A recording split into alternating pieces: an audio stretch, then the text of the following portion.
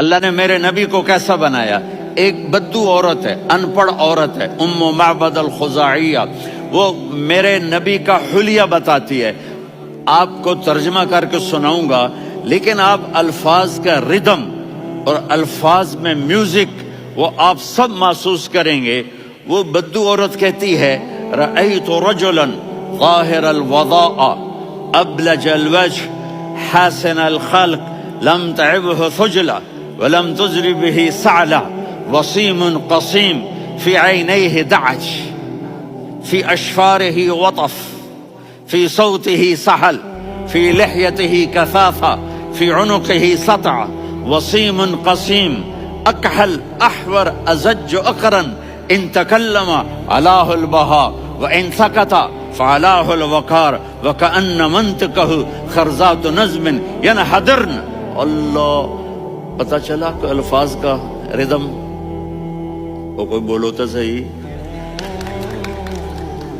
کیا ردم ہے. اب ترجمہ سنو.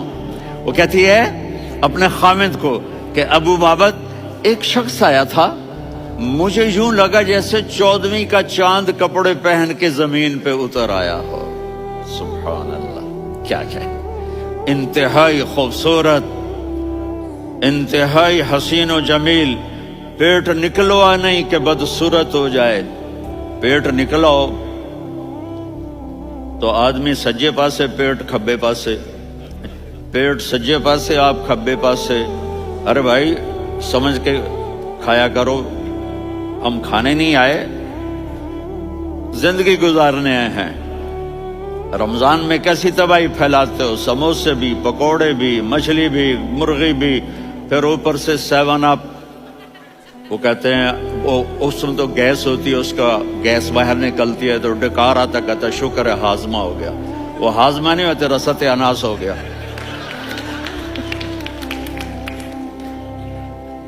کہا اتنا خوبصورت تھا کہ سر سے پاؤں تک حسن اس کا غلام تھا، خوبصورتی اس کی باندھی تھی، اور میں جدھر سے دیکھتی تھی مجھے حسن ہی حسن نظر آتا تھا.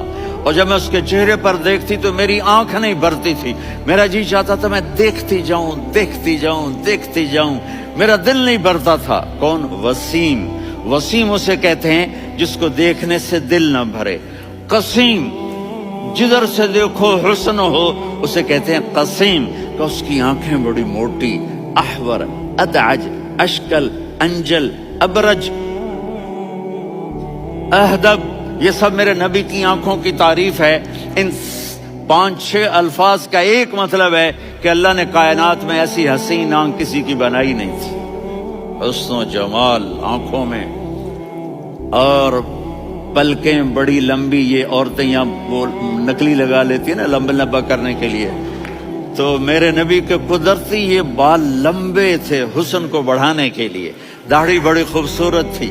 زبان میں، آواز میں جادو تھا، آواز میں کشش تھی، آواز میں ایک ایسا دل کھنچتا تھا. گردن لمبی تھی، سر سے پاؤں تک حسن و جمال تھا. جب وہ بولتے تھے نور چھا جاتا تھا، جب وہ خاموش ہوتے تھے وقار چھا جاتا تھا. اور سوا البطن و صدر، سینہ اور پیٹ برابر. سبت القصب، سیدھا قد تھا، سیدھا قد، بالکل سیدھا قد. عریض المنکبین، چھاتی چوڑی تھی. طویل الزندین، بازو لمبے تھے. رحب الراحہ، یہ ہتھیلی بڑی چوڑی تھی.